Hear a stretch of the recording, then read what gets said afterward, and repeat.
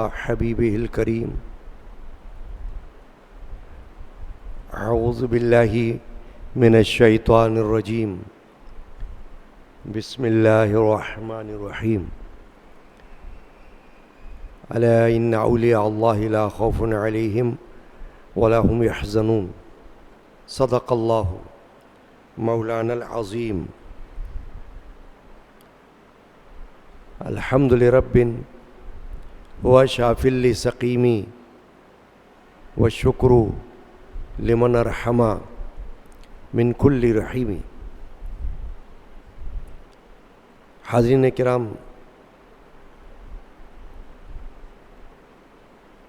ہر اتوار کو بعد نماز ظہر درس قرآن و حدیث اور فقہی مسائل کا سلسلہ اللہ کے فضل و کرم سے جاری ہے۔ اس وقت صحیح بخاری شریف کی ایک حدیث پر گفتگو مقصود ہے اور اہم حدیث ہے۔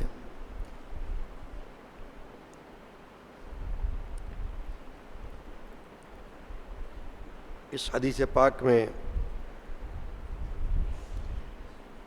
نبی اکرم مفخر بنی آدم صلی اللہ تعالی علیہ وآلہ وسلم نے ارشاد فرمایا ہے، المسلم من سلم المسلمون من لسانہ و یدہ۔ ارشاد فرمایا مسلمان وہ ہے کہ جس سے دوسرا مسلمان اس کی زبان اور اس کے ہاتھ سے محفوظ رہے۔ بظاہر تو یہ حدیث مختصر ہے، الفاظ مختصر ہیں، مگر یہ اپنے معنی اور مطالب کے اعتبار سے بہت عظیم حدیث ہے۔ مسلمان اور اہل ایمان تقریباً ایک ہی بات ہے۔ ہر مسلمان صاحب ایمان ہوتا ہے اور جو صاحب ایمان ہے وہ مسلمان ہی ہوتا ہے۔ غیر مسلم کو ہم نہ مسلمان کہتے ہیں نہ صاحب ایمان کہتے ہیں۔ یہ خوش قسمتی صرف اہل ایمان کے حصے میں ہے کہ وہ مسلمان بھی ہیں اور صاحب ایمان بھی ہیں۔ اب یہ جو حدیث شریفہ ہے یہ حقوق العباد کے حوالے سے ہے۔ آپ کے علم میں ہوگا کہ حقوق دو طرح کے ہیں، ایک حقوق اللہ کے حقوق، اس میں عبادات ہیں، نمازیں، روزے، تلاوت قرآن، حج، عمرے، یہ حقوق اللہ ہے۔ یعنی اللہ کو تو ضرورت نہیں، مگر بندوں کو بندہ ہونے کی وجہ سے ان حقوق کو پورا کرنے کی ضرورت رہتی ہے، اور اللہ کے ہاں ان حقوق کو ادا کرنے پر بڑا اجر و ثواب ہے، اور نہ ادا کرنے پر گناہ ہے، تاکہ بندہ اللہ تعالیٰ کی عبادت میں تمام زندگی لگا رہے۔ دوسرے جو حقوق ہیں وہ حقوق العباد کہلاتے ہیں، یعنی بندوں کے حقوق۔ حقوق حق کی جمع ہے اور عباد عبد کی جمع ہے۔ عبد کا معنی بندہ اور عباد بہت سے بندے۔ تو جتنے مسلمان ہیں وہ بھی اللہ کے بندے ہیں، جتنے غیر مسلم ہیں وہ بھی اللہ کے بندے ہیں۔ لیکن جو تعلیمات ہیں مسلمانوں کے لیے ان پر غور و فکر کرنا یہ ہر مسلمان کو لازم ہے۔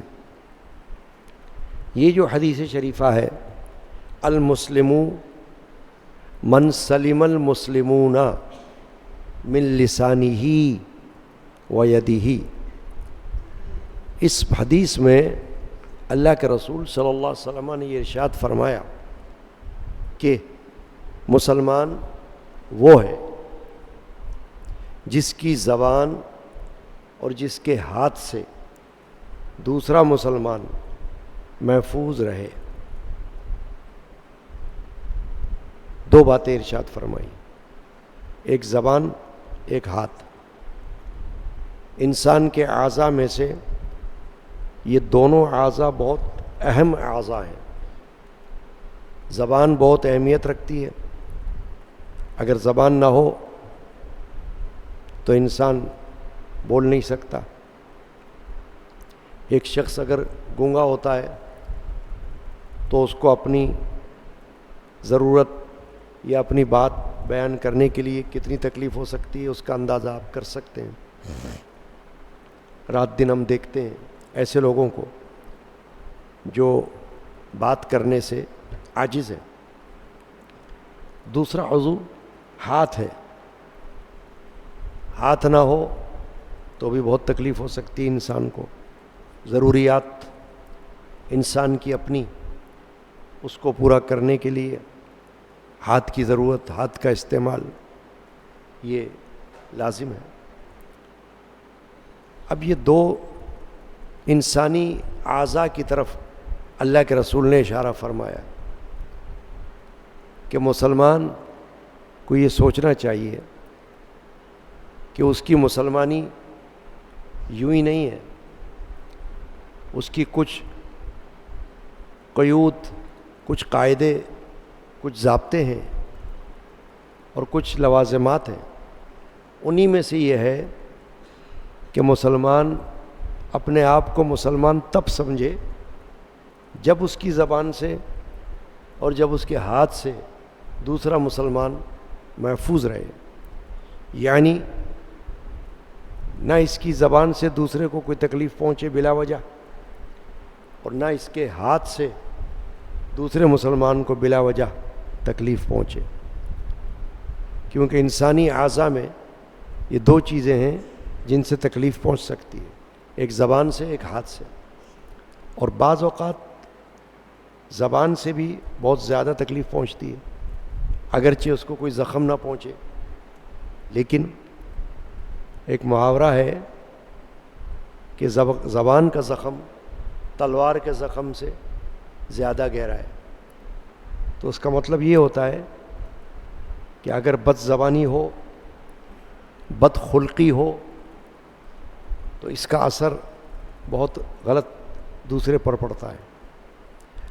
نبی اکرم صلی اللہ علیہ وسلم نے زبان کے بارے میں بہت کچھ ارشاد فرمایا، اور یہ فرمایا کہ جو مجھے اس کے بارے میں ضمانت دے میں اس کو جنت کی بشارت دیتا ہوں، یعنی اپنی زبان کو سنبھالے،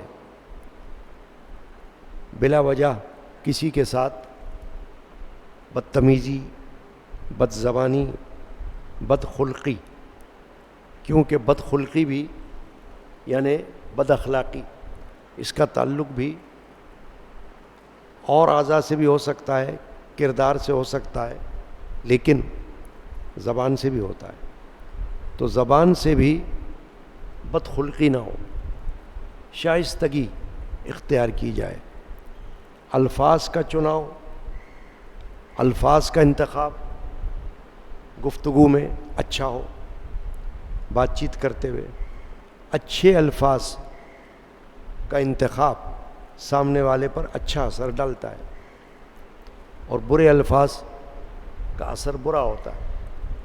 اور ایک بات اور ہے، سامنے والا جس کے ساتھ بات کی جا رہی ہو، وہ بات کرنے سے اندازہ لگا لیتا ہے کہ یہ بندہ کتنے پانی میں ہے، یا کتنا علم رکھنے والا ہے، یا عالم ہے یا جاہل ہے، بات سے پتہ چل جاتا ہے۔ لب و لہجہ انسان کا یہ بتا دیتا ہے کہ یہ بندہ کچھ علم رکھتا ہے یا نہیں. بات کرنے سے پتہ چل جاتا ہے. آواز میں، گفتگو میں اکھڑ پن،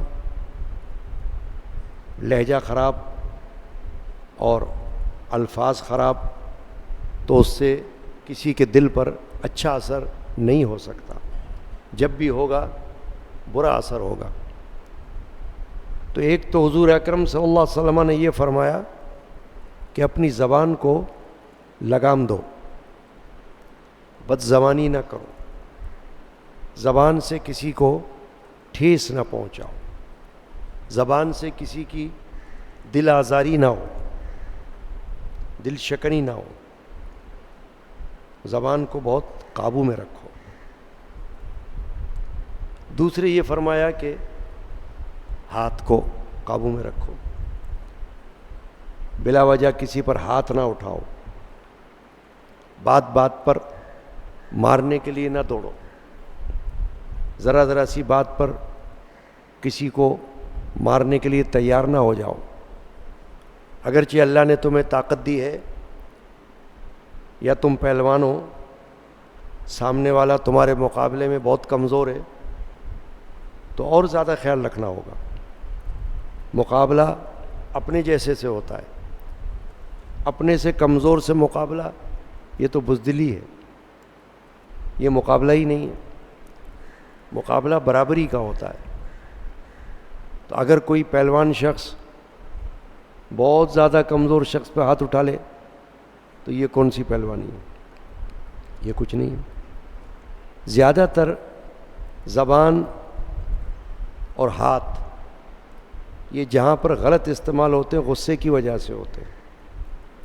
تو غصے کو بھی قابو میں رکھنے کا حکم یہ شریعت میں ہے، اللہ کے رسول نے دیا ہوا ہے کہ نرمی اختیار کرو اور ہر وقت ہر بات پر غصہ مت کرو.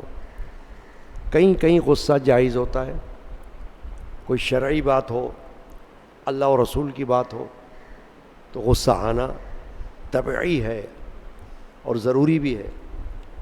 لیکن ذاتیات پر غصہ آ جانا اور معمولی باتوں پر غصہ آ جانا یہ برا ہے.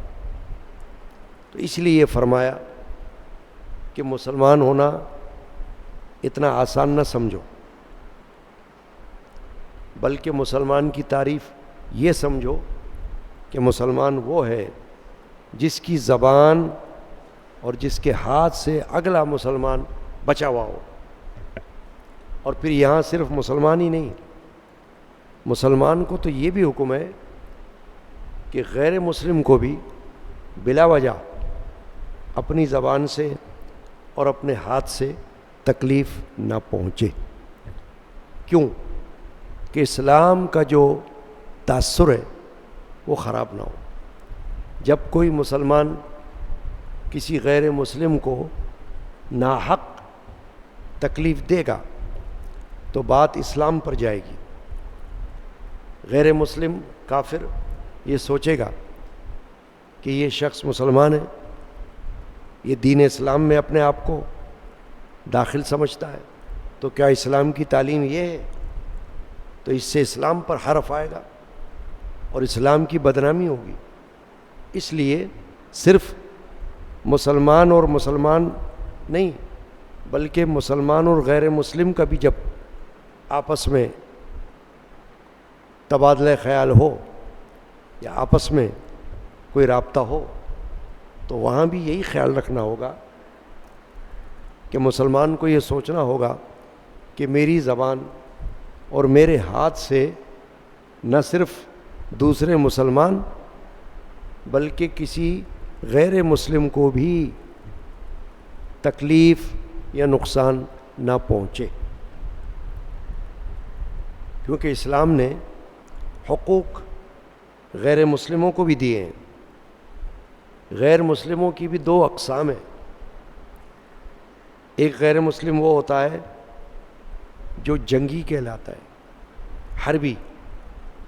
میدان جنگ میں جنگ ہو رہی ہو اور سامنے کافر ہو لڑنے والا، اس کا حق نہیں ہوتا، اس پر حملہ بھی ہو سکتا ہے، اس کو قتل بھی کیا جا سکتا ہے، کیونکہ جہاد ہو رہا ہے، جنگ ہو رہی ہے۔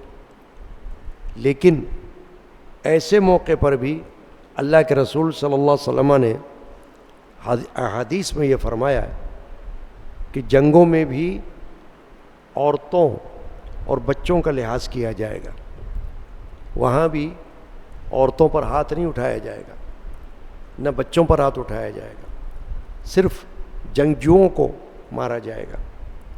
تو ایک تو وہ غیر مسلم ہو سکتا ہے جو جنگجو ہے، جنگ کے میدان میں سامنے ہے، اور ایک غیر مسلم وہ ہے جس کو ذمی کہا جاتا ہے۔ ذمی وہ غیر مسلم ہوتا ہے جس کا ذمہ اسلامی ریاست نے لیا ہوا ہو، اسلامی حکومت میں غیر مسلم جو رہتا ہو امن کے ساتھ، سکون کے ساتھ، دوسرے مسلمانوں کی طرح، وہ ذمی غیر مسلم کہلاتا ہے۔ تو اس کا حق یہ ہے کہ اس کے ساتھ بھی یہی معاملہ ہوگا کہ اپنی زبان سے اور اپنے ہاتھ سے اسے بغیر کسی وجہ کے تکلیف نہ پہنچے۔ تو اب یہ معلوم ہوا کہ مسلمان ہو یا غیر مسلم، یہ زبان اور ہاتھ کا استعمال دونوں کے لیے بہت سنبھال کر کرنا ہوگا۔ ایک مسلمان کے ساتھ اگر آپ نے بدزبانی کی تو سمجھیں کہ حدیث کی خلاف ورزی ہو رہی ہے، بلکہ اللہ کے رسول صلی اللہ علیہ وسلم نے تو اپنی سیرت طیبہ سے یہ بھی بتا دیا ہے کہ جن کافروں نے آپ کے ساتھ بدزبانی کی، اللہ کے رسول صلی اللہ علیہ وسلم نے ان کے ساتھ بھی خوش اخلاقی کی، ان کو بھی جو جواب دیا وہ بد اخلاقی سے نہیں دیا، کیونکہ رسول کریم صلی اللہ علیہ وسلم کا اخلاق بہت عظیم ہے، جس کی گواہی قرآن نے دی ہے۔ وَإِنَّكَ لَعَلَىٰ خُلْقٍ عَظِيمٍ، اللہ نے فرمایا کہ اے رسول آپ کا اخلاق بہت بڑا ہے، یعنی آپ تو اخلاق کی بلندیوں پر ہیں۔ کوئی آپ کو گالی دیتا ہے آپ اسے گالی نہیں دیتے، کوئی آپ کو برا کہتا ہے آپ جواب میں اسے برا نہیں کہتے، کوئی آپ کو مارنے کے لیے ہاتھ اٹھاتا ہے آپ اسے نہیں مارتے، یہ آپ کا اخلاق ہے۔ تو رسول اکرم صلی اللہ تعالی علیہ وآلہ وسلم کا اخلاق ہمارے لیے ضرب المثل ہے، مثالی ہے، اسوہ حسنہ ہمارے سامنے ہے اللہ کے رسول کا۔ تو اب اس حدیث سے جو باتیں معلوم ہو رہی ہیں وہ یہی معلوم ہو رہی ہے کہ دو اعضاء، ایک زبان ایک ہاتھ، اس کو بہت سنبھال کر استعمال کریں، بات بات پر مارنے کے لیے نہ دوڑیں، یا اگر اگلا بندہ آپ کو نہیں مار رہا، وہ تو زبان سے ہی بات کر رہا ہے، تو آپ زبان سے بات کریں۔ یہ نہ ہو کہ وہ تو زبان سے بات کر رہا ہے، آپ پتھر اٹھائیں مارنے کے لیے یا آپ اس کو مکہ ماریں، تو یہ پہل ہو جائے گی آپ کی طرف سے۔ تو اس کا خیال رکھنا معاشرے میں یہ بہت ضروری ہے۔ اس طرح کی جو احادیث ہیں وہ اسلامی معاشرے میں بہتری کے لیے ہے کہ بندہ سوسائٹی میں رہ رہا ہے، آس پڑوس میں لوگ رہتے ہیں، کوئی نہ کوئی بات ہو سکتی ہے تو اس کو نرمی سے کریں، طریقے سے سمجھائیں، اخلاق سے کریں بات۔ اگر کوئی بات کرنی بھی ہے تو خوش اخلاقی سے پیش آئیں تاکہ سامنے والے کے دل پر اثر کرے۔ قرآن میں بھی اللہ نے فرمایا کہ لوگوں سے اچھی بات کرو، حدیث میں بھی یہ فرمایا کہ لوگوں سے نرمی سے بات کرو، فتنے کو ٹالو جہاں تک ممکن ہو۔ لہٰذا المسلم من سلم المسلمون من لسانی و یدہ، یہ حدیث پاک صحیح بخاری شریف کی آپ نے سنی، اس کا ترجمہ سنا، اس پر گفتگو ہوئی. اللہ تعالی ہمیں یاد رکھنے کی توفیق عطا فرمائے. صلی اللہ تعالی علی سیدنا محمد وعلی آلہ وصحبہ وعلی بیتہ اجمعین. یا اللہ، آج کے درس میں حدیث پاک جو ہم نے پڑھی اور سنی اس کو قبول فرما. یا اللہ، اس کو حضور نبی کریم رؤوف الرحیم صلی اللہ تعالی علیہ وسلم کی بارگاہ میں نظر فرما. صحابہ کرام، اہل بیت اعظام، تابعین، تبع تابعین، اولیاء کاملین رضی اللہ عنہم اجمعین کی بارگاہ میں نظر فرما. مرشدان پاک کی ارواح کو ثواب پہنچا. یا اللہ، ہم سب کے نام اعمال میں اس حدیث کی سماعت کا، پڑھنے کا، سننے کا اجر و ثواب عطا فرما. امین. بے روزگاروں کو حلال رزق عطا کر، تمام بیماروں کو صحت شفا عطا کر، بے اولاد کو نیک اولاد عطا کر، بچے بچیوں کو نیک جوڑے عطا کر، آنے جانے والوں کو حفظ و امان میں رکھ. ہماری زبان اور ہمارے ہاتھ سے دوسرے مسلمان کو محفوظ رکھ. آمین. صلی اللہ تعالی علی سیدنا محمد وعلی آلہ وصحبہ اجمعین برحمتک یا ارحم الراحمین. لا الہ